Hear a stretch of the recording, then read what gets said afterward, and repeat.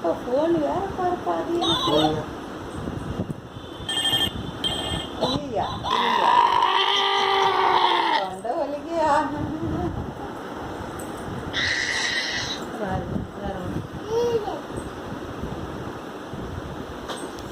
இதை பிச்சு போட்டேன்னு வச்சுக்கோ, அவ்வளோதான் அடி வாங்குவாதி.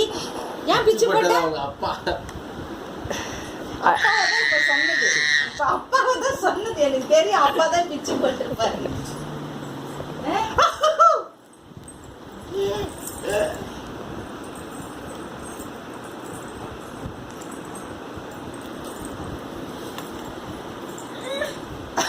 எந்திரிக்க முடியல பிள்ளையார தெரிவிச்சு.